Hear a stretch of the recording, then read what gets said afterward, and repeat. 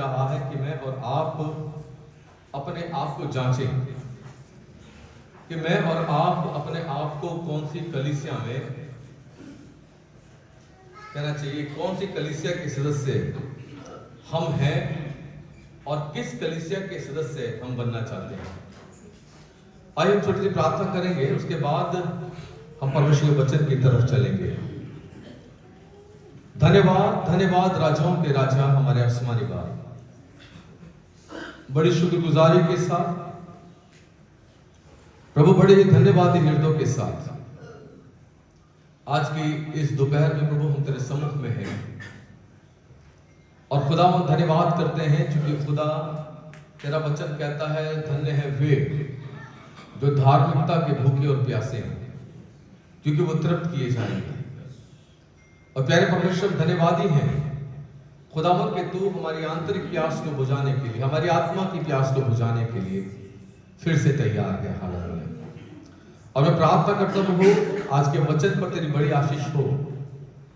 खुदा बोलने वाला मैं नहीं बल्कि खुदा आपका पवित्र आत्मा रहे। और प्यारे परमेश्वर आज की इस दोपहर में हम खुदावन अपने जीवन पर एक बेहतरीन डिसीजन को लेने के योग्य हो जाएं। हाँ प्रभु, मैं घटूं आप बढ़े, आपका नाम ऊंचा हो, आपका नाम मुबारक हो।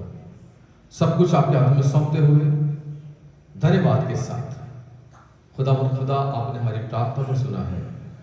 प्रभु यीशु मसीह नासरी आपके नाम से मांगते हैं, आमीन आमीन। मेरे साथ निकालिएगा प्रकाशित वाक्य यूहन्ना के द्वारा लिखाया गया ये प्रकाशित वाक्य, और इस प्रकाशित वाक्य में प्रभु यीशु मसीह ने भविष्य में आने वाले उन 7 कलीसियाओं को संदेश दिया है और हर एक कलीसिया के लिए एक स्पेसिफिक मैसेज है। और बहुत सारे लोगों के विचार इस 7 कलीसियाओं के ऊपर अलग अलग हैं। बहुत सारे लोग सोचते हैं, कहते हैं, बहुत सारे फिलोसोफर कहते हैं ये 7 काल हैं, कोई कहता नहीं ये 7 प्रकार का अभिषेक है जो 7 कलीसियाओं के ऊपर है। लेकिन मेरे प्रियो, खुदा ने जो बुद्धि मुझे दी है और जो अगुवाई मुझे दी है उसके अनुसार मैं ऐसा कहता हूं ये 7 कलीसियाओं को खुदा ने इसलिए रखा है कि प्रभु यीशु मसीह का प्रत्येक विश्वासी जब प्रकाशित वाक्य की इन कलीसियाओं के बारे में पढ़े और सुने तब वो अपने जीवन को जान सके कि वो आखिर में खुद कहां पर पाया जाता है। और मेरे प्रियो, हमने इफिसुस से शुरू किया था।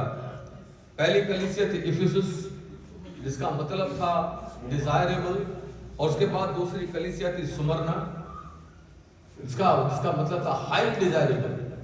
और इफिसुस की कलीसिया को जो बड़ा संदेश प्रभु ने दिया, जो बड़ी शिकायत की, और वो ये थी कि तूने अपना पहला सा प्रेम जो है वो छोड़ दिया। और फिर सुमरना की कलीसिया को खुदा ने ये इस बात को कहा कि तू प्राण देने तक विश्वासी रहे। और उसके बाद प्रिगमन जिसका मतलब है ऊंचाई, अल्टीट्यूड।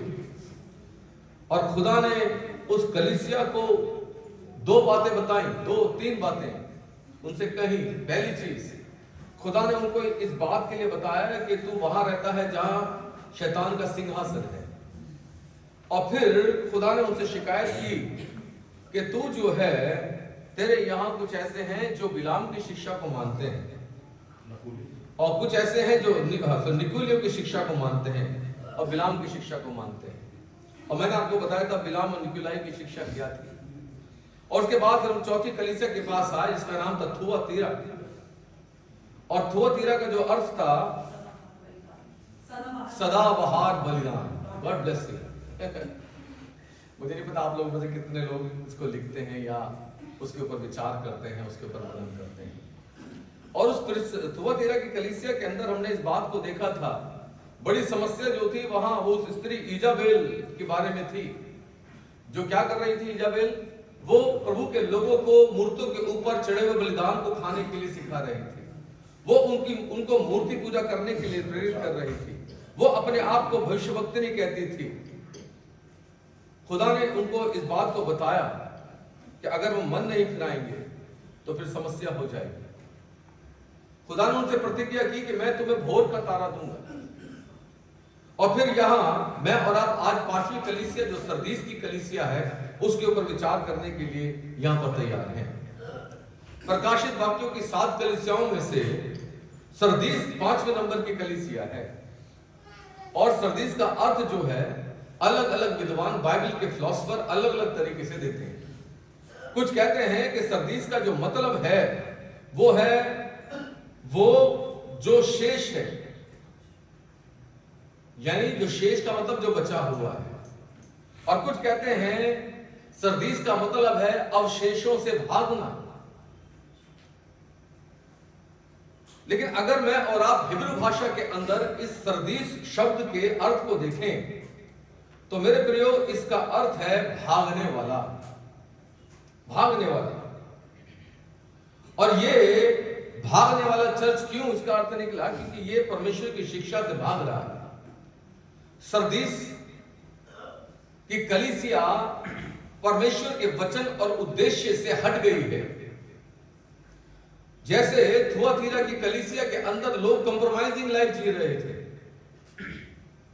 एक समझौता करने वाला जीवन, और वो दुनिया के साथ भी चल रहे थे और वो जो है प्रभु के साथ भी चलने की कोशिश कर रहे थे। और आज बहुत सारे लोगों की यही दौड़ रहती है कि वो प्रभु के साथ भी चलना चाहते हैं और वो दुनिया के साथ भी चलना चाहते हैं। प्रभु यीशु मसीह ने मुझे और आपको ये बताया, ये सिखाया था। उसने कहा कि तुम को एक चुनाव करना पड़ेगा, या तो प्रभु के हो जाओ या फिर दुनियादारी के हो जाओ। लेकिन कई लोग कोशिश करते हैं कि वो मध्यम मार्ग में चले। और मैंने आपको लास्ट टाइम बताया था कि मध्यम मार्ग बाइबल में है ही नहीं। बाइबल के अनुसार या तो ठंडे हो जाओ या फिर गर्म हो जाओ। मध्यम मार्ग से कोई मतलब नहीं। खुदा कहता मैं मुंह से उगल दूंगा। और ये सरदीस की कलीसिया है जिसका हिब्रू भाषा में जो अर्थ है वो है भागने वाला। ऐतिहासिक दृष्टि से अगर देखें तो ये सरदीस बड़ा इंपॉर्टेंट है पूरे वर्ल्ड के लिए। आप सोचेंगे क्यों? मैं आपको बताऊंगा। प्रभु यीशु मसीह के आने से पहले 480 साल पहले लगभग सरदीस ही वो शहर था जहां पहली बार सिक्कों की ढलाई की गई, उन्हें मुद्रा में कन्वर्ट किया गया। उससे पहले ऐसा नहीं था। और सरदीस पहला शहर बना। साथ ही साथ सरदीस का महत्व इसलिए भी था क्योंकि सरदीस के अंदर अर्तेमिस का मंदिर भी था, जहां पर बहुत सारे लोग आते थे। बहुत सारे लोग वह मूर्ति पूजा आके करते थे। और यह सरदीस जो है एशिया माइनर में लीडिया साम्राज्य का महानगर था। लीडिया साम्राज्य सुनेगा, सिकंदर के बाद जो साम्राज्य आया वो लीडिया, उसका महानगर था। और इसकी भौगोलिक स्थिति अगर मैं बताऊं आपको तो ये पेक्टोलस नदी पर माउंट टेमोलस के तल पर स्थित था। और ये 7 एशियाई चर्चों में से एक था जिनकी चर्चा प्रकाशित वाक्य के अंदर प्रभु यीशु मसीह ने की। और वर्तमान में अभी वहां सिर्फ खंडर बचे हुए हैं। और इन खंडरों को सर्ड कलीसी कहा जाता है। ठीक है, बहुत सारे पर्यटक जो हैं यहां पर घूमने के लिए जाते हैं और इस स्थान को देखते हैं। साथ साथ सुमरना की कलीसिया से लगभग 60 किलोमीटर की दूरी पर यह सरदीस की कलीसिया थी। मैंने कहा लीडिया के राजाओं का यह निवास स्थान था, उनका यह शहर था। और लीडिया साम्राज्य जो है, अगर मैं उसकी बातचीत करूं आपको, तो लगभग 1100 बिफोर क्राइस्ट, यीशु मसीह के आने से 1180 साल पहले वो हुआ करता था। और इतिहास में सरदीस को आयरन एज किंगडम के नाम से भी जाना जाता है। आयरन एज किंगडम, ठीक है। और आगे अगर वर्तमान की बात करूं कि वर्तमान में सरदीस कहां है, तो मैं आपको बताऊंगा कि वर्तमान में सरदीस जो है वो तुर्की के अंदर पाया जाता है। हालेलुया। खुदावंद का बहुत धन्यवाद है कि परमेश्वर अपने लोगों को कहीं भी किसी भी हालात में अपनी महिमा के लिए उपयोग कर सकते हैं। प्रकाशित वाक्य को जब मैं और आप पढ़ते हैं तो हम जानते हैं कि प्रकाशित वाक्य के अंदर यूहन्ना को एक सजा मिली, पतमोस टापू के ऊपर डाल दो, इसको ले जाओ। क्यों? क्योंकि सुसमाचार प्रचार करता है। लेकिन खुदा ने उसको वहां पर भी नहीं छोड़ा। उस एकांत में परमेश्वर ने उसको भरा उसके आत्मा को उठा के ले गए, उसको बहुत कुछ दिखाया, बहुत कुछ बताया, और फिर उसको कहा यूहन्ना लिख, इन कलीसियों को ये संदेश दे। और यूहन्ना ने लिखा मेरे प्रिय। और अगर थोड़ा सा और सरदीस के ऊपर हम निगाह डालें तो मैं आपको बताऊंगा, सरदीस जो है एक समृद्ध और एक महत्वपूर्ण वाणिज्यिक व्यापारिक केंद्र था। समृद्ध का मतलब क्या है? हर तरीके से भरपूर, भरपूर हर तरीके से, और व्यापारिक केंद्र, वाणिज्यिक। लेकिन इस शहर की एक समस्या थी, और मैं ऐसा कहूं ना शहर की, बल्कि ये कहें कि सरदीस की कलीसिया की एक समस्या थी वहां बड़ी जबरदस्त। और वो समस्या ये थी कि सरदीस की कलीसिया बुत परस्ती से घिरी हुई थी। चारों तरफ क्या था? मूर्ति पूजा, चारों तरफ मूर्ति पूजा, अंधविश्वास, बुत परस्ती, अज्ञानता, उनके बीच में यह शहर था, यह चर्च था। सुनिएगा, और शिकायत लोगों को क्या थी जानते हैं क्या? यह चर्च जो है असफल हो गया था। किस बात के लिए सफल हो रहा था? यह असफल हो रहा था कि यह उन बुत परस्तों के बीच में अपने आप को अलग नहीं दिखा पा रहा था। और इसके लोग क्या कर रहे थे? वो उन बुत परस्तों के साथ में क्या कर रहे थे? मिल रहे थे, उन जैसे ही काम कर रहे थे। आज भी बहुत सारी कलीसियाओं की यही समस्या है, ठीक है। एक कहावत कहते हैं, जमुना गए तो जमुना दास और गंगा गए तो गंगा दास, ठीक है। जहां जहां मौका मिला वही वैसे बन गए, भूल गए यीशु मसीह ने उनके लिए अपनी जान को दिया है। वो भूल गए कि उनको परमेश्वर ने अपने राज्य में बुलाने के लिए मौका दिया है, और इसलिए वो भूल गए हैं। तो आज मेरे प्रिय, जब मैं और आप इस बात पर चर्चा करेंगे, तो मेरे प्रिय, मैं खुदावन का धन्यवाद करता हूं कि आज परमेश्वर का आत्मा बड़े बल से आप लोगों के लिए काम करेगा, और खुदा आपके दिलों से बातचीत करेगा। हालेलुया। ये कलीसिया अपने आप को, सरदीस की कलीसिया अपने आप को अलग दिखाने में असफल रही, जबकि होना यह चाहिए था कि ये चर्च जो है एक लाइट हाउस के समान है। अगर चर्च के लोग मसीह जीवन जीना शुरू कर दें, सुनिएगा, तो मैं आपको बताऊंगा कि हमें आसपास में सुसमाचार प्रचार करने की भी जरूरत नहीं है। लोग अपने आप ही क्या होगा? आपके साथ जुड़ते चले जाएंगे। लेकिन बड़ा अफसोस की बात सरदीस की कलीसिया के लिए ये थी कि सरदीस की कलीसिया में लोग जुड़ नहीं रहे थे, बल्कि सरदीस की कलीसिया के लोग जुड़ने के लिए जा रहे थे, एक बड़े चैलेंज के साथ। ऐसा लगता है कि कई बार ये परिस्थिति, ये कलीसिया शायद हमारे देश की कलीसिया है, क्योंकि चारों तरफ हमारे भी ऐसे ही लोग हैं, है ना। आइए मैं और आप पढ़ते हैं, फिर उसके बाद विचार करेंगे। पहले पद से क्या लिखा है?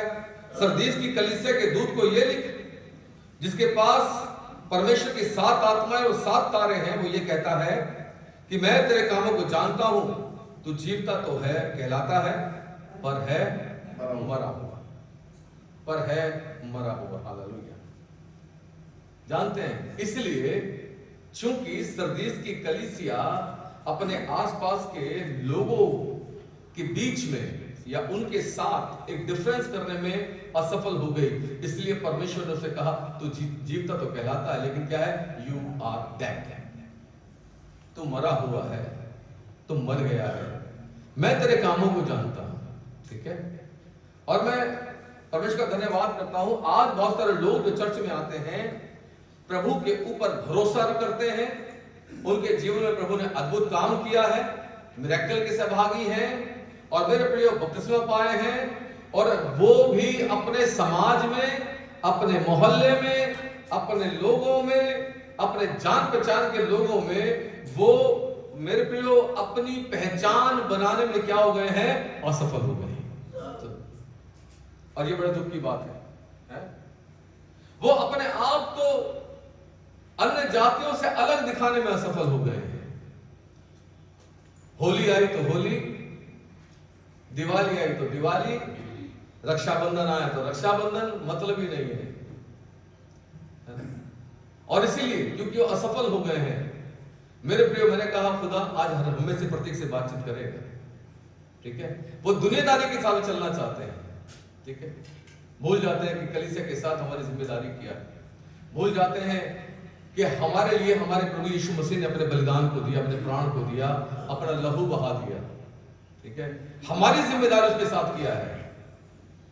सेल्फिश लोगों की तरह वो अपने जीवन को आत्म केंद्रित करके जीते हैं, केवल अपने बारे में सोचते हैं। चर्च के साथ क्या जिम्मेदारी नहीं पता, पूरा भी नहीं करना है। ठीक है, लेकिन मैं खुदा का धन्यवाद करता हूं, वहीं कुछ लोग ऐसे भी हैं जो खुदा से प्यार करते हैं तो प्रभु के लिए कुछ भी करने के लिए तैयार भी हैं। आमीन। एक फिलोसोफर कहता है, उसने लिखा, वे लोग जो प्रभु के ऊपर भरोसा करते हैं, बपतिस्मा पाए हैं, अगर वो परमेश्वर के वचन के अनुसार आज्ञाकारिता और विश्वास में नहीं चल रहे हैं, तो इसका मतलब ये है कि वो अन्य विश्वासी को ये दिखा रहे हैं, हम विश्वास से मुकर गए हैं। We have denied our faith। हमने लिया तो था बपतिस्मा। कल हम मीटिंग में थे, पासबानी मीटिंग थी हमारी, और वहां पर एक पादरी साहब बता रहे थे कि जब कोरोना आया तो लगभग 40,000 लोग जिन्होंने यीशु मसीह को स्वीकार किया था, ग्रहण किया था, कोरोना के आने से क्या वो बैकस्लाइड हो गए। 40,000 मैं सुनकर के शॉक हो गया, क्योंकि मेरे पास भी एक रिपोर्ट थी। लोगों को अगर जिनके जीवन पर अगर ये कहना चाहिए खुदा ने मौका दिया मन फिराने के लिए, तो वो उसको हल्की बात न जाने। याद रखिएगा, अगर खुदा आपको मौके पर मौके दे रहा है तो इसका मतलब ये है वो अभी अनुग्रह का समय है। खुदा कह रहा है कि अभी भी लौट आओ, तो इसका मतलब ये खुदा आपसे प्यार करता है। ये लोग जो ये कहते हैं कि हम दिखाते हैं विश्वास से मुकर गए बिना कुछ कहे, ये ऐसे लोग हैं जो स्वयं को चर्च का हिस्सा तो बताते हैं, लेकिन बाहरी रूप से आत्मीय नजर आते हैं, लेकिन अंदर क्या है? अंदर सब कुछ खाली है। और यही परिस्थिति सरदीस की चर्च की थी। बाहर से खूबसूरत आत्मिक प्रतीत होता था, लेकिन अंदर क्या था? अंदर डेड है। इसलिए प्रभु ने कहा कि तू जीवता तो कहलाता है, पर है तू मरा हुआ। प्रभु ने कहा, मैं तुम्हारे कामों को जानता हूं। I know what you are doing, I know your deeds. मैं तुम्हारे कामों को जानता हूं, और इसलिए आज मेरे पास और आपके पास ये मौका है कि मैं और आप इस बात को जानें कि मैं और आप क्या सरदीस की कलीसिया के समान हैं, या मैं और आप वास्तव में जीवित होना चाहते हैं। जब प्रभु कहते हैं मैं जानता हूं कि तू मरा हुआ है, तो मरा हुआ कहने से मतलब जो है वो फिजिकल डेथ से नहीं है। मरा हुआ होने से मतलब है कि तेरा संबंध तेरे परमेश्वर के साथ में जीवित नहीं है। तू गहराई से अपने प्रभु से प्यार नहीं करता है। मेरे प्रभु साथ ही साथ मरा हुआ कहने का मतलब यह है कि तेरे जीवन पर कोई भी आत्मिक अनुभव नहीं जुड़ा हुआ। तेरे जीवन के ऊपर आत्मा की कोई भी बात नहीं पाई जाती है। आत्मा की उपस्थिति का एहसास तुझे नहीं है। तूने प्रार्थना और वचन और आज्ञा पालन के ऊपर वफादारी नहीं की। तू तो अपनी मस्ती में जीता है, और इसलिए दिखाता ऐसे है जैसे तू क्या है, बहुत आत्मिक है। ओ प्रेज द लॉर्ड। लेकिन खुदा कह रहा है वो दूसरों को प्रभावित कर सकते हो, लेकिन तुम जो हो मुझे धोखा नहीं दे सकते हो।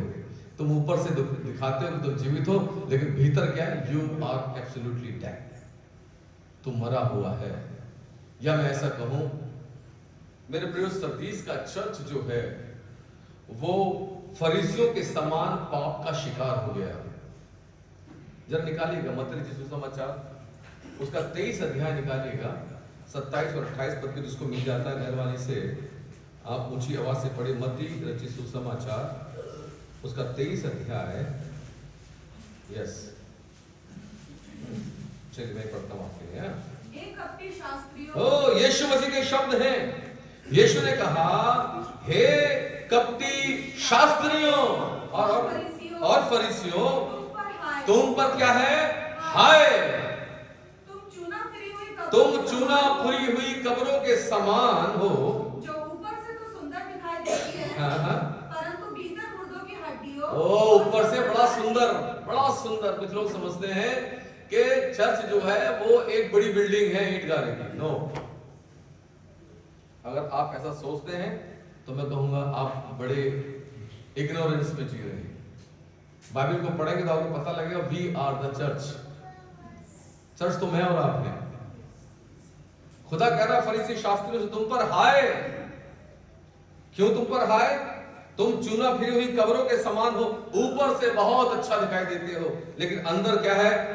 मुर्दों की हड्डियों और सब प्रकार की मलिनता से भरे हुए हो। आगे बढ़ क्या है? इसी रीति से तुम भी ऊपर से मनुष्य को धर्मी दिखाई देते हो। ओ, तुम ऊपर से क्या दिखाई देते हो? मनुष्य को धर्मी दिखाई देते हो, और भीतर से कपट और अधर्म से भरे। लेकिन भीतर क्या है?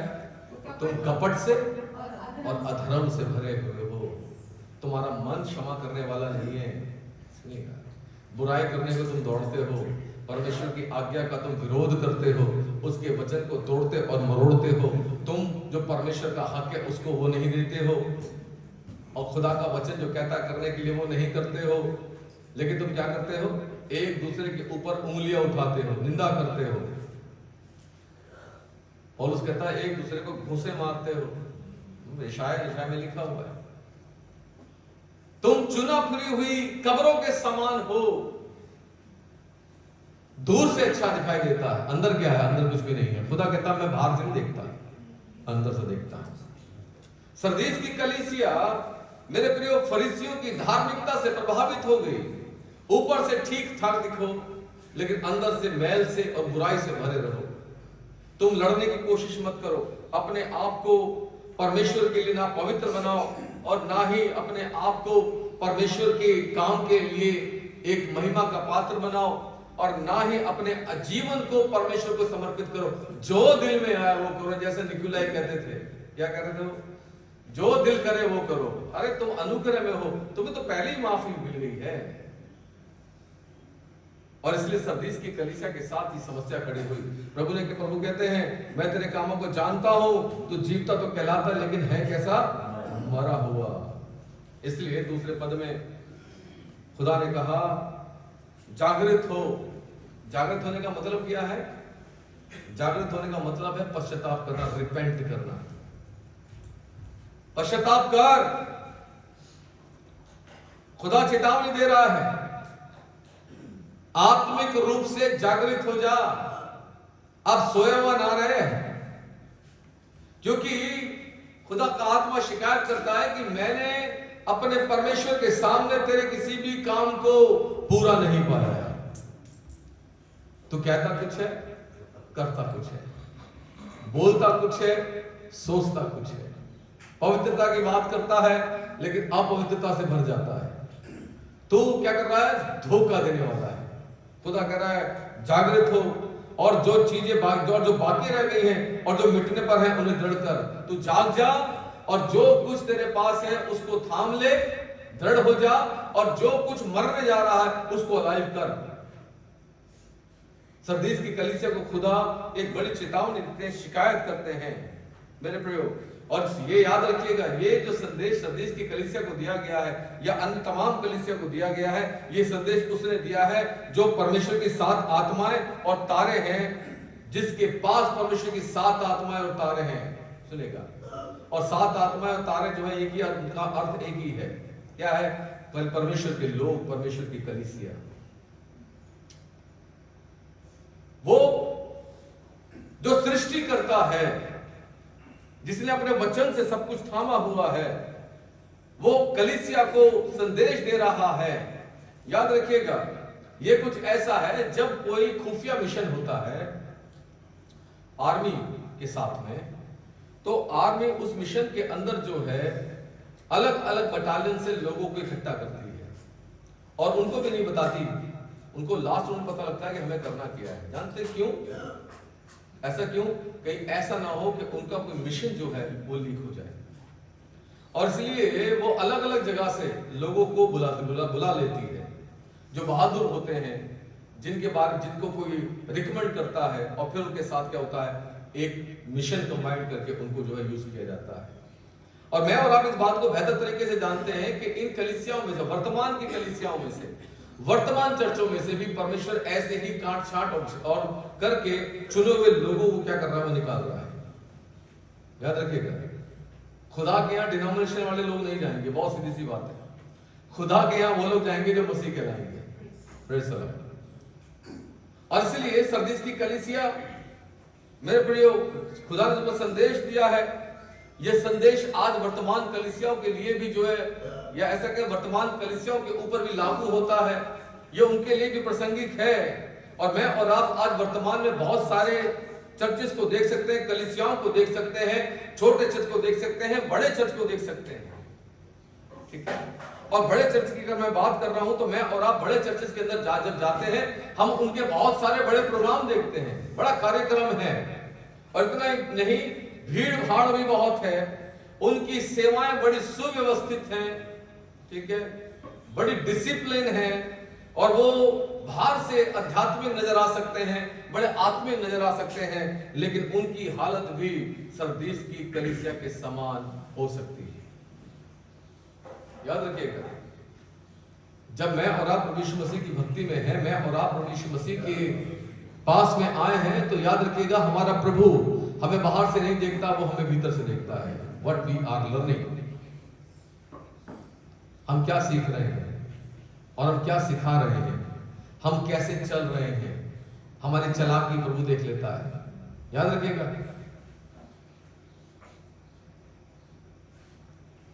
एक आध्यात्मिक कलीसिया वो है जो वास्तव में परमेश्वर के वचन और उसकी शिक्षा की आज्ञाकारिता में अपने जीवन को जीती है।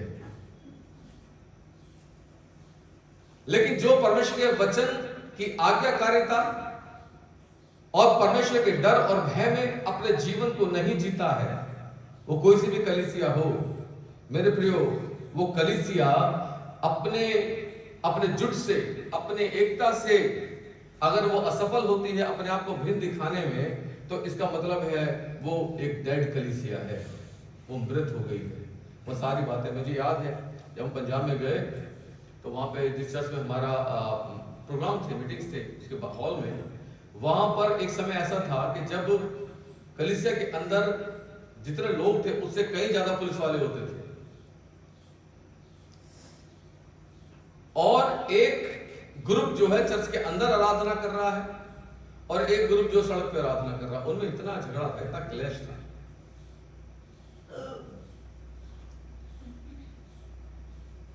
असफल हो रहे थे मसीह प्रेम दिखाने में, असफल हो रहे थे जिम्मेदारी को उठाने में, असफल हो रहे थे विश्वास योग्यता में, मेरे प्रिय। और मैं आपको बताना चाहता हूं कि आज भी क्या है, कलीसियाओं में आंतरिक कलह है, बड़े चर्च में ज्यादा है, गुटबाजी है, पौलुस कहते हैं। और ये सब इस बात का चिन्ह है कि दे आर डाइंग स्पिरिचुअली, वो आत्मिक रूप से क्या कर रहे हैं, खुदा कहता है सरदीस की कलीसिया को, मैं जानता हूं तू जागृत हो जा, तू जीता तो कहलाता है, बट यू आर डेड, तो क्या है, मरा हुआ है। बड़ा विचार करने की जरूरत है, बड़ा सोचने की जरूरत है हमें निजी तौर पर हमारे जीवन के बारे में। आई एम डेड, क्या मैं मरा हुआ हूं आत्मिक रूप से? क्या प्रार्थना और वचन और आज्ञाकारिता को मैंने अपने जीवन से निकाल दिया है? हालेलुया। और जैसी कलीसियाओं की हालत है, वैसे ही उसके लोगों की भी हालत है। सुनिए, हमारे मेंटर थे लास्ट टाइम, अगर आपको याद हो तो यहाँ पर मिसेस पीटर आई थी, मैंने उनके बारे में बोला था। उनके हस्बैंड जो एक बड़े अच्छे मेंटर थे और बहुत साल तक उन्होंने सेवाओं को किया, खुदा ने उनकी सेवाओं को बड़ा फलवंत किया। और एक बार वो टेस्टिमनी शेयर कर रहे थे, उन्होंने कहा कि मैं अपनी दुकान पर बैठा हुआ था और वहीं से दो जो है एक मसीह महिलाएं निकली, और मैंने उनसे पूछ लिया ऐसे, अरे मैंने कहा आप लोग कहां से आ रहे हो? उनका जवाब क्या था सुनिएगा, उन्होंने कहा हम पंडित जी के पास से आ रहे हैं। पंडित के पास किस लिए गए थे? अरे मैं अपने लड़के को ऑटो दिला रही हूँ ना, तो पंडित से पूछने के लिए गई थी कि भाई ये लोहा इसको खलेगा या नहीं खलेगा। अब आप क्या कहेंगे ऐसे लोगों को? क्या वो जीवित है? Not at all, they are dying. और ये हालात जो है बहुत सारे लोगों की है। नाना प्रकार की अंगूठियां, नाना प्रकार की राशियां, और क्या कर रहे हैं? ऐसी बातों से वो अपने प्रभु यीशु मसीह का इनकार कर रहे हैं। दे आर डेड, वो मर गए हैं। और परमेश्वर का वचन कहता है मैं तेरे कामों को जानता हूं, तो दिखाता बहुत कुछ है पर है कुछ नहीं तेरे पास। You are so dead. और इसलिए मैं तुझे मौका देता हूं कि तू क्या कर, मन फिरा, जागृत हो जा, और जो तेरे पास चीजें रह गई हैं, बाकी रह गई हैं, मिटने वाली, उन्हें फिर क्या कर दो, दृढ़ कर। और देख, मैं तुझसे शिकायत करता हूं कि मैंने अपने परमेश्वर के निकट लिखा है, तेरे किसी भी काम को पूरा नहीं पाया है। तूने जो भी कमिटमेंट किए सब झूठे, तूने जो वाचाएं बांधी वो भी झूठी, और तू अपने परमेश्वर के साथ ईमानदारी वफादारी के साथ चलने में क्या हो गया? असफल हो गया है, असफल हो गया है। आज जब मैं खुदा इस संदेश के साथ मुझसे आपसे बात कर रहा है, तो मेरे प्रियो, मैं आपसे कहना चाहता हूं कि लोग जो ऐसा अनुभव करते हैं कि वे मृत हो रहे हैं या निष्फल हो रहे हैं, तो मैं कहूंगा कि आपको इस समय अपने मन को एकचित करके इस संदेश के ऊपर जो प्रभु यीशु मसीह ने दिया है, यीशु मसीह के शब्दों के ऊपर अपने ध्यान को लगाना चाहिए, पश्चाताप करना चाहिए, लौट आना चाहिए, और अपनी जिम्मेदारी को जो प्रभु के लिए आपको दी गई है उसको आपको पूरा करना चाहिए। हालेलुया। यीशु कहते हैं तेरी प्रतिष्ठा को मैं जानता हूं। प्रतिष्ठा यानी आदर जो लोग करते हैं ना, क्या है? तू जीवता तो कहलाता है, बट यू आर डेड। तू फरीसियों के समान हो गया है। क्या? मृत है ना। खुदा कहते तीसरे पद में हम जाएंगे, प्रभु कहते इस कारण स्मरण कर तूने कैसे शिक्षा पाई और सुनी थी। याद करना कैसे शिक्षा तूने पाई। मैं अपने जीवन से गवाही को देता हूं। बहुत साल पहले जब ना तो मेरा ऑर्डिनेशन हुआ था, ये बात जो आपको बता रहा हूं शायद लगभग 2002 के आसपास की बात है, 1 या 2 की बात। और वहां हमारी प्रार्थना सभाओं के अंदर जो चलती थी, मुझे प्रचार करने का मौका मिला, और मैंने वहां प्रचार किया, और मैंने साहुल की बातचीत की। बड़ी मेहनत की थी संदेश तैयार करने के लिए, क्योंकि वहां बहुत सारे पासवान भी थे, बड़े पास्टर लोग भी थे, और लीडर भी थे, और सामान्य लोग भी थे। और मैंने वो संदेश वहां पे दिया, और परमेश्वर का धन्यवाद हो कि उस संदेश ने बहुत लोगों के मनों को छुआ। और मैं धन्यवाद करता हूं। समय निकल गया, बहुत साल हो गए, बहुत साल निकल गए। करीब 12-15 साल के बाद एक लेडी से मेरी मुलाकात हुई, और जब मुलाकात हुई तो उसने मुझे याद दिलाया, कहने लगी उस दिन आपने ये संदेश दिया था, और उस संदेश को क्या करा, मैंने मेरे दिल में रख लिया। मैं आज तक भूली नहीं हूं कि आपने जो संदेश दिया था। तो 12-15 साल के बाद खुदा कह रहा है, खुदा कलाम कहता है स्मरण कर, जरा याद कर। क्या याद करना है? तूने कैसी शिक्षा प्राप्त की थी। तुझे कोई कॉम्प्रोमाइजिंग की शिक्षा नहीं दी गई थी, है? और जब निर्बलता में तू था, तब मैंने अपने सामर्थ को भेजा था तुझे चंगा करने के लिए। जब तू बदतर हालात में था, तो तब मैंने तुझे संभाला था, और मैंने इस बात को प्रूफ किया था, मैं तेरा यहोवा यीरे हूं, मैं तेरा प्रोवाइडर हूं। और लेकिन जैसे ही तेरे हालात बदल गए, क्या हो गया? तू भी मुझसे क्या हो गया? मुकर गया। जानते हैं, ये बड़े अफसोस की बात है, ये बड़े अफसोस की बात है मेरे प्रियो। परमेश्वर का वचन कहता है जो शिक्षा तूने सुनी थी उसके ऊपर विचार कर और उसमें बना रहे, मन फिरा। यदि तू जागृत ना रहेगा तो मैं चोर के समान क्या होगा? आ जाऊंगा, और तू कदापि ना जान सकेगा कि मैं किस घड़ी तुझ पर आ पड़ूंगा। जब खुदावंद कहता है कि मैं चोर के समान आ जाऊंगा, तो यहां मेरे प्रियो बात जो है वो परमेश्वर के न्याय की है। अगर तू मन नहीं फिराएगा तो क्या होगा? तो क्या होगा? न्याय का तुझे सामना करना पड़ेगा। और जब एक फिलोसोफर है बड़े अच्छे, वो कहते हैं जब यीशु मसीह उनको इस न्याय की याद दिला रहा है, तो वो बता रहा है कि यीशु मसीह के आने से लगभग 400 साल पहले सरदीस की कलीसिया के ऊपर जो है वो पर्शियंस ने आक्रमण किया। पर्शियंस यानी ईरानियों ने, और क्या करा, उसको लूट लिया, उसके ऊपर कब्जा कर लिया। और जब पर्शियन के राज्य के थोड़े समय के बाद रोमन्स आए, और रोमन ने क्या करा, सीरिया के सरदीस के ऊपर हमला किया और उसको लूट लिया और सब कुछ को क्या कर दिया, तहस नहस कर दिया। ये परमेश्वर का न्याय था मेरे लिए। और फिर खुदा कह रहा है जिस घड़ी को तू जानता भी नहीं मैं चोर के समान आ जाऊंगा, अचानक ही न्याय कर दूंगा आकर के, तो बराबर कर दूंगा। और हमें नहीं पता यीशु मसीह कब आएगा, सुनिए, ठीक है। यीशु ने कहा अगर घर का स्वामी जानता चोर किस घड़ी आएगा तो वो जानता है। और इसलिए परमेश्वर का आत्मा मुझसे और आपसे ये बात कहता है कि आज मैं और आप क्या करें, अपने मन को फिराएं, देखें क्या मैं फल रहित हूं, क्या मैं निष्फल रहा हूं, क्या मैंने परमेश्वर के लिए अपनी वाचाओं को, अपने वायदों को पूरा किया है, या मैं अपनी जिंदगी को अपने तरीके से जीना चाहता हूं, क्या मैं परमेश्वर की पवित्रता में सहभागी होना चाहता हूं, परमेश्वर के राज्य में चलने की मैं तैयारी कर रहा हूं, उसमें एंट्री करने की तैयारी कर रहा हूं, या मैं अपने जीवन को दुनिया की बातों से मैं बिगाड़ने में लगा पड़ा हूं।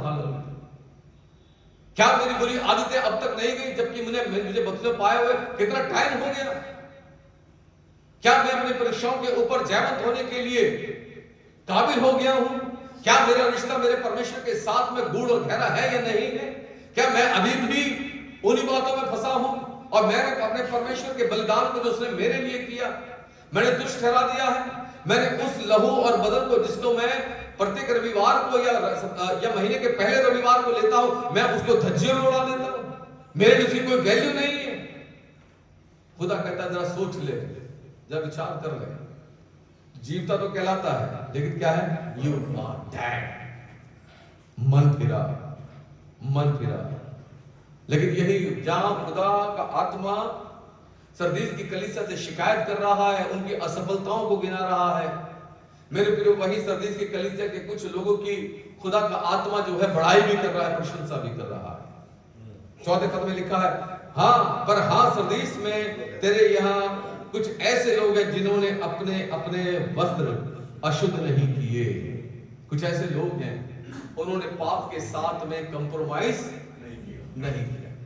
उन्होंने नकीलियों की शिक्षा को क्या कर दिया, तिरस्कार कर दिया। उन्होंने बिलाम की शिक्षा का विरोध किया। उन्होंने कहा नहीं, हमें हमारे प्रभु की शिक्षा ही चाहिए। हालेलुया। और जब मेरे प्रियो वस्त्र अशुद्ध करने का जो मतलब है, हालेलुया, वो ये है कि परमेश्वर उनके मन की आंतरिक शुद्धता को उस श्वेत वस्त्र से क्या करता है, प्रकट करता है। उनका मन, जिनका मन शुद्ध है। और यहां बाइबल कहती है, लिखा है, वे श्वेत वस्त्र पहनेंगे, वे जिनके मन जो है शुद्ध हैं, वे जिनके मन पवित्र है। खुदा कहता है मैं उनको श्वेत वस्त्र पहनाऊंगा, अर्थात पवित्रता में रखूंगा। और लिखा है वो उस शुद्धता को धारण किए हुए मेरे साथ घूमेंगे, क्योंकि वे इस योग्य हैं। खुदा कह रहा है वे जिनके मन शुद्ध रहेंगे, मैं क्या करूंगा, उनके साथ चलूंगा, मैं उनके साथ घूमूंगा, वो मेरे साथ रहेंगे, वो मेरे साथ घूमेंगे। और ऐसा कहकर के खुदा जो है मुझे और आपको एक चुनौती देता है, उन तमाम लोगों को जो सोचते हैं, अपने जीवन के बारे में विचार करते हैं। 5वां पद कहता है, जो जय पाए उसे इसी प्रकार श्वेत वस्त्र पहनाया जाएगा और उसका नाम जीवन की पुस्तक में से किसी रीति से ना काटूंगा। खुदा कहता है मैं नहीं काटूंगा। जो जय पाएगा, जो जय पाएगा, जय किसके ऊपर प्राप्त करनी है, किसी शत्रु के ऊपर? नो, हमें जय प्राप्त करनी है हमारे जीवन की तमाम अपवित्रता और अशुद्धियों के ऊपर। हमें जय प्राप्त करनी है हमारे मन के तमाम विचारों के ऊपर। हमें जय प्राप्त करनी है क्योंकि खुदा हमें मौका दे रहा है कि अगर तुम मेरे राज्य में रहना चाहते हो, तुम मेरे साथ चलना और फिरना चाहते हो, अगर तुम मेरे साथ जो है उस अनुभव में रहना चाहते हो और चाहते हो कि मेरा फेवर तुम्हें मिले, तो तुम्हें अपने मन को शुद्ध करने की जरूरत है, बाहर से नहीं, है ना, बाहर से नहीं। खुदा कह रहा मैं भीतर से देखता हूं, है ना। पहले शमूएल में जब जाएंगे 16 पद के अंदर शमूएल ने इस बात को कहा, क्या परमेश्वर जो है बाहर से देखता है? सुन, खुदा मन को जांचता है, मन को जांचता है। हालेलुया। खुदा कह रहा है वे लोग जो जय प्राप्त करेंगे मैं उनको अपने साथ शामिल कर लूंगा। हालेलुया। मैं उनके साथ चलूंगा, मैं उनके साथ घूमूंगा, मैं उन्हें अपने राज्य में मिरास दूंगा। हालेलुया। और तब बाइबल कहती है मैं उनका नाम भी नहीं काटूंगा। इसका मतलब ये है खुदा उनके नाम को जीवन की पुस्तक में लिखेगा। हालेलुया। यहां आकर के मसीह के साथ या कलीसिया में आने के बाद मेरे और आपके जीवन का एक ही बड़ा प्रयास है, जानते क्या? हमारा नाम जीवन की पुस्तक में लिखा जाए। और आखिरी पद कहता है, छठा पद, जिसके कान हो वो सुन ले कि आत्मा कलीसिया से क्या कहता है। मेरे प्रियो, ये आत्मा की आवाज है। मेरे प्रियो, ये परमेश्वर के पवित्र आत्मा की आवाज है। और ये परमेश्वर का पवित्र आत्मा आज मुझे और आपको सचेत कर रहा है। वो कह रहा है जरा चुनाव कर लो कौन सी कलीसिया में हो। क्या इफिसुस में, स्मरना में, थुआतीरा में, पिरगमुन में, या फिर सरदीस के अंदर। लेकिन अगर तुम सही चुनाव करोगे तो मेरी तरफ से तुम्हारे लिए रिवार्ड है कि तुम मेरे साथ रहोगे, मेरे साथ चलोगे, मेरे साथ घूमोगे। God bless you. खुदा हम सबों को बहुतायत के साथ आशीष दे। आइए हम प्रार्थना करेंगे। हालेलुया। धन्यवाद मुझे खुदावंद, हम इस लायक तो नहीं है कि हम अपनी निगाहों को तेरी ओर उठा सके, लेकिन आप सामर्थी हैं मेरे परमेश्वर। खुदावंद, हमारे निर्बलताओं को आप जानते हैं और आपने अपने पवित्र आत्मा को हमें इसलिए दिया है कि हम उन निर्बलताओं के ऊपर जयवंत हो जाएं। खुदावंद, तेरी पल के मनुष्य को स्कैन करती है, उसके मन को जांचती है। दाऊद ने कहा मेरे को जांच कर जान ले मेरे परमेश्वर, देख मुझ में कोई बुरी चाल है या नहीं है। और इसलिए प्यारे परमेश्वर, आज की इस सभा में खुदा हम तेरे सम्मुख में हैं और हम प्रार्थना करते हैं प्रभु, आपके पवित्र आत्मा के द्वारा आप हमें जाने, हमें जांचें और प्यारे परमेश्वर हमें खुदा तेरे साथ रहने और चलने के लिए सहायता करें। पिता परमेश्वर, हम कंप्रोमाइजिंग जीवन ना चाहिए। हालेलुया। प्यारे परमेश्वर, तेरे बच्चे खुदा पाप की अभिलाषाओं को रेसिस्ट कर सके, खुदा उनका विरोध कर सके और प्यारे परमेश्वर वो अपने आप को दुनिया के अन्य लोगों से अलग दिखाने में कामयाब हो सके, अपने विश्वास के द्वारा, खुदावंद अपने चाल चलन के द्वारा, अपनी बातों के द्वारा। मैं प्रार्थना करता हूं पवित्र आत्मा आप सहायता करें, खुदा प्रत्येक की सहायता और मदद करें। खुदावंदा, तेरे हाथों में सौंपते जब यहां से अपने घर को जाएंगे, हमारी सहायता कीजिएगा। सारा आदर, मान, सम्मान, महिमा, गौरव और जलाल हम आपको देते हैं मेरे परमेश्वर। खुदा शाहीन और उसके परिवार के लिए, उसके अजीज लोगों के लिए एक बार फिर से शांति और सांत्वना को मांग लेते हैं। धन्यवाद के साथ तुमने प्रार्थना को सुना। मेरे प्यारे पिता, हम प्रभु यीशु मसीह के नाम से प्रार्थना को मांगते हैं। आमीन, आमीन, आमीन। आइए सब खड़े हो जाए।